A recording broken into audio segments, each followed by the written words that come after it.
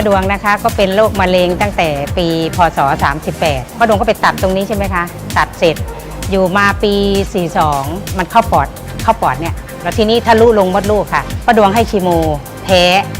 ปากนี้เหมือนคนเป็นเอดส์ป้าดวงเหลือ22 โลหน้านี้ไหม้เป็นแผ่นเลยพอไปปี50 100%หมอให้ 100% เลย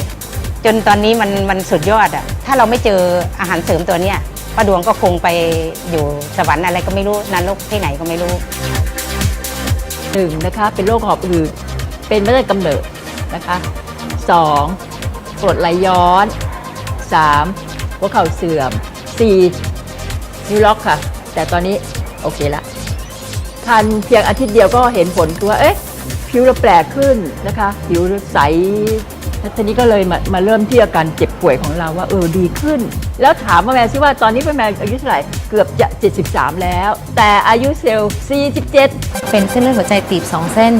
เนื่องจากไขมันเกาะในเส้นเลือดสูงมากแล้วทำให้เลือดไปเลี้ยงหัวใจไม่ได้ปัจจุบันนี้คือหายขาดหายสนิทแล้วก็กลับไปตรวจกับคุณหมองงบอกเฮ้ย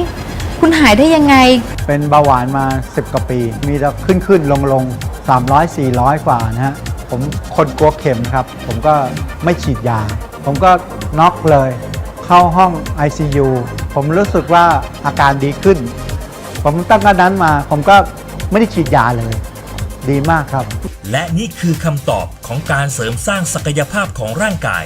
เซอร์นิตินเป็นสารสกัดธรรมชาติคุณภาพสูงจากอนูละอองเกสรดอกไม้ได้รับการขึ้นทะเบียนเป็น Nutraceutical หรือสารอาหารบำบัดเซอร์นิตินมีการจำหน่ายไปกว่า50ประเทศใน6ทวีปทั่วโลกยาวนานกว่า50ปีเซอร์นิตินแบ่งออกเป็น8ระบบมีคุณประโยชน์ต่อร่างกายแตกต่างกันออกไป